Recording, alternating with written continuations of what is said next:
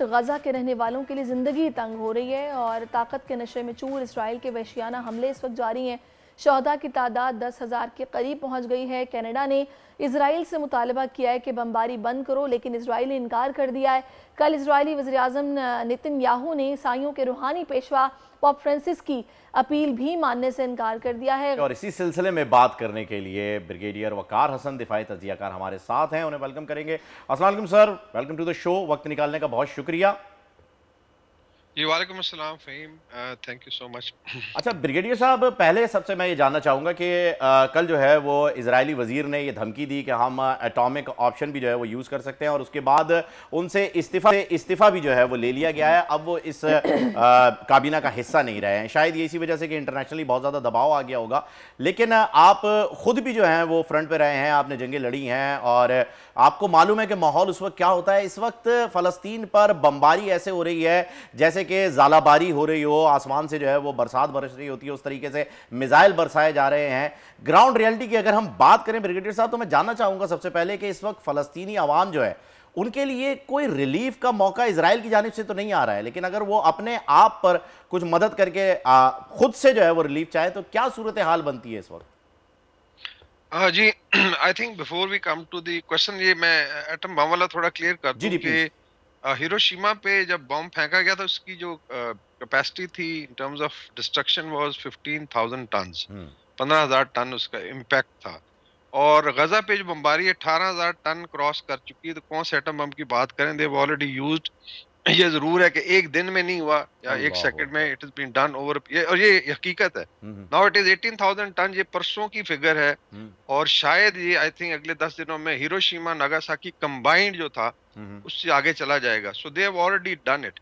अभी ये बाकी सारी आपके पोस्चरिंग है और you know basically they want to, Israel का सबसे बड़ा इशू जो है वो है इसकी दाहिवा पॉलिसी है, जो अगेन इज वेरी इंपॉर्टेंट कि आप अंडरस्टैंड करें। जब बेन गोरियन का पहला प्रेसिडेंट था, जब इन्होंने कब्जा किया 1948 में, जो पहली आप कह लें रेजिस्टेंस थी या वॉर हुई, उसमें ही सेड कि जी हमने इनको इम्प्रिजन भी कर दिया है, जमीनें भी ले ली हैं, तो ये फाइट करेंगे।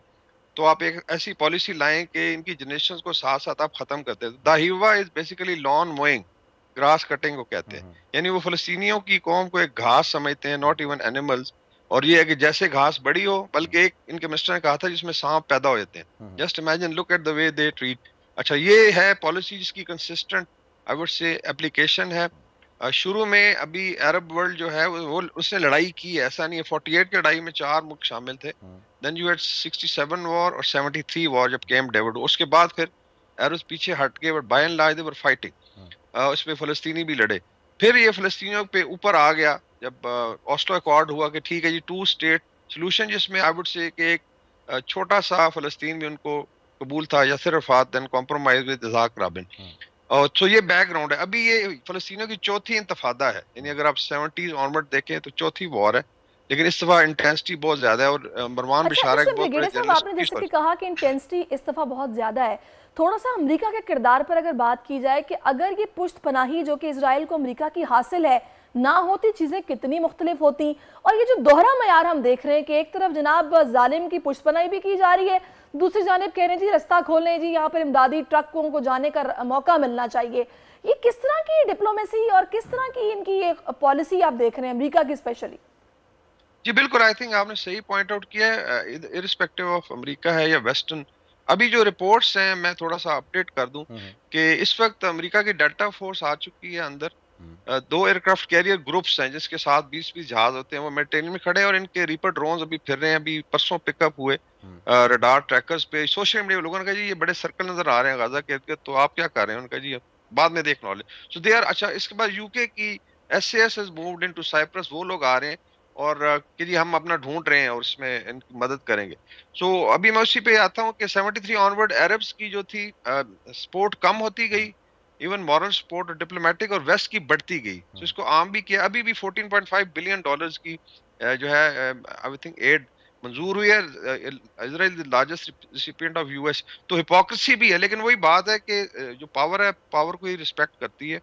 सिर्फ इस दफा फर्क ये है कि वो मैं इस पे बात कर रहा था कि मरवान बिशारा ने बोला, जो अल जजीरा के जर्नलिस्ट है, कि instead of dying on their feet on their knees in their home, तो फिलिस्तीनियंस डिसाइड किया जी हम लड़ेंगे पांव पे खड़े होकर, and will take the war into Israel. तो मर तो रहे ही हैं, पिछले 30 साल में अगर आप देखें तो लाखों फिलिस्तीनी शहीद किए जा चुके हैं। तो ये स्ट्रेटजी और उसमें हमास की ये कामयाबी जरूर, they been able to bring in जो है इंटरनेशनल कम्युनिटी को जंप करके आना पड़ा।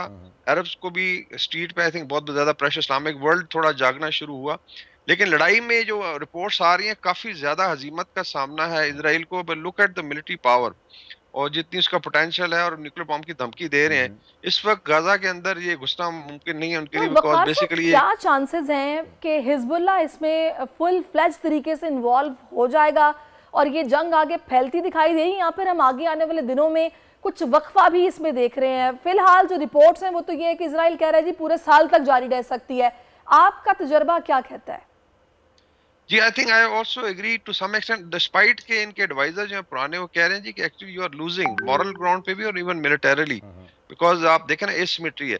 इजराइल मैक्सिमलिस्ट पोजीशन पे, और वो उसमें नोशन ऑफ विक्ट्री का इशू है कि इजराइल का जो रोब दबदबा इलाके में था, अभी तो डेंट हो चुका है, उसको रिस्टोर करना है अरबों के ऊपर भी, इस्लामिक वर्ल्ड के ऊपर भी, और हालांकि ये गुठली जितना टोटल मुल्क है, तो उसके लिए नोशन ऑफ विक्ट्री ढूंढ रहे हैं कि कैसे हम किया जाए। या तो Hamas surrender, they are not going to do. अभी आए थे बाकी मुतहारब ग्रुप, उसमें 3 और ग्रुप्स हैं जो ऑलरेडी डायरेक्टली इनडायरेक्टली शामिल हैं। हिजबुल्लाह ऑलरेडी एंगेज किया, जो आई थिंक हसन नसरुल्लाह ने मेंशन किया कि हम तो ऑलरेडी स्टेट ऑफ वॉर में, why should I declare it, और हमने 1/3 ऑफ इजरायली फोर्सेस को एंगेज किया हुआ नॉर्थ में। इसी तरीके से साउथ में, यमन में अगर आप देखें, वहाँ पे अंसारुल्लाह का इनका सिस्टम है जिनको हूती कहते हैं, उन्होंने भी मिसाइल फायरिंग की। और फिर एक अभी ग्रुप रह गए जो डायरेक्टली इन्वॉल्व, वो इराक के हैं, कतैब हिजबुल्लाह जिसको कहते हैं। सो 4 ग्रुप्स तो ये एरेड हैं और किसी ना किसी तरीके से ये एक्टिव है। अभी एक्सपेंशन जिस तरह इजराइल चाहता है कि वो आगे जाए तो एक्सपैंड करेगी, और 3-4 बहुत बड़े चोक पॉइंट्स जो चोक हो सकते हैं, then it can start affecting the international business और ऑयल सप्लाई। लाइक 3 मैं मेंशन कर दूं, लाइक स्टेट ऑफ हॉर्मुज है, बाबुल मंदब है, जो जहां से आप एंटर होते हैं टुवर्ड्स स्विस कैनाल है, ये 61% of global oil and gas control करते हैं। सारे अरब मुस्लिम ममालिक के पास है, उनकी सर्विलेंस में। तो अगर इसमें लड़ाई फैलती है यमन वाली साइड पे या इराक, तो फिर ये पूरी ऑयल सप्लाई रुक सकती है। एक चीज और भी है, ये जो सारी तबाही हम देख रहे हैं, जिस तरह ये बॉम्ब का इस्तेमाल भी आपने बोला जी पहले हो चुका है, तो अब ठीक है बार बार कहा जा रहा है कि जंगबंदी की जाए, मुतालबा हर तरफ से आ रहा है, वो नहीं रुक रहा है, लेकिन ये जो जंग के कवानीन की खिलाफ वर्जी की जा रही है, इस हवाले से कोई चार्ज, कोई सख्ती, कोई सैंक्शन हमें नजर क्यों नहीं आ रहा? ये कभी भी कंडेम नहीं किया गया, स्पेशली जहाँ इजराइल ने अट्रॉसिटीज की हैं। जिनेवा कन्वेंशन जो है, इसमें लॉज हैं वॉर के, specially treatment of women and children, और बेसिकली इस्लामिक ट्रेडिशन से ही उन्होंने दिए हैं कि आप नहीं हार्म करते। इवन रशिया यूक्रेन वॉर में देखा जाए तो आर्मी का नुकसान जरूर है, लेकिन सिविल आबादी को बचाया उन्होंने। सो उधर भी आई वुड से कोई ना कोई लॉज फॉलो किए। लेकिन वेस्ट की, चूंकि अभी देखें बोरिस जॉनसन साहब पहुंचे, रिटायर्ड हैं, बेसिकली तो उसको जोकर कहते हैं यूके में। एक लाइन लगी है वेस्टर्न लीडर्स की, एक जाता है दूसरा आ जाता है, और अभी जब सारे आप कह लें जो हुक्मरान फारे को, तो पुराने वालों को बुलाना शुरू कर दिया कि डेली आपने सॉलिडारिटी का इजहार करना। एक अब्सर्ड सा उनका लॉजिक है जी, Israel has all the right to defend, और बेशक वो सारे इलाके को जला के राख कर दे। एंड इजराइल में भी एक इशू है कि इसमें Zionist lobby is not all Israeli, like more than 70% जो है हमारी तरह सोचते हैं, दे अंडरस्टैंड कि ये तबाही हो रही है। और इस वक्त जो स्कॉट रिटर वगैरह हैं, जो एनालिस्ट एंड डिफेंस के अमेरिका में, वो कह रहे हैं जी कि यू लॉस्ट मॉरली, और आप शायद फिजिकली भी हार जाएंगे। और जितना खराब हुआ है आई थिंक इमेज अमेरिका का। और ब्रिगेडियर साहब, जाते जाते जो है वो वेरी क्विकली मैं आपसे इस बात का जवाब चाहूंगा कि आपने बताया 3 ग्रुप जो हैं वो वहां पर इस वक्त मौजूद हैं, जिनका आपने नाम लिया है, हमास, हूती और हिजबुल्लाह, जो कि एक्टिव हैं इस वक्त। अगर जंगबंदी की बात की जा रही है तो ये किस से बात की जाए? क्या इस वक्त फ़लस्तीनी गवर्नमेंट जो है वो इस पावर में है कि वो इन ग्रुप को कंट्रोल कर सकती है? और अगर जंगबंदी की जानिब जाए, क्योंकि इंसानी जानों का ज़िया हो रहा है, तो किसको इस वक्त जो है वो किससे बात की जा सकती है? ये पैलेस्टीनी अथॉरिटी की तो कोई अथॉरिटी नहीं है। वेस्ट बैंक में भी ये खाम ख्याली है लोगों की। गजा में जो है बेसिकली हमास करती है, और इसमें इजराइल पे सारा डिपेंड करेगा, जो मुझे नजर नहीं आ रहा, बिकॉज वो मैक्सिमलिस्ट पोजीशन पे है। जब एटम बम की बात है, इसका मतलब वो जलाना चाहते हैं, और उसमें अल्टीमेटली आई थिंक जो मेरी रीडिंग है, और नुकसान होगा फिलिस्तीनियों का भी, लेकिन इजराइल को भी। यानी ये सिर्फ बहाने बनाए जा रहे हैं कि जी हमारे जो मगवी है उन्हें छोड़ दिया जाए, तो फिर जो है वो हम जंगबंदी के बारे में सोचेंगे। खैर, बहुत शुक्रिया ब्रिगेडियर साहब, आप हमारे साथ थे और स्ट्रैटेजी के बारे में, ग्राउंड रियलिटीज के बारे में काफी वो आपसे जानने को मिली। Thank you so much. Subscribe करें और बेल दबाएं ताकि कोई खबर रह न जाए।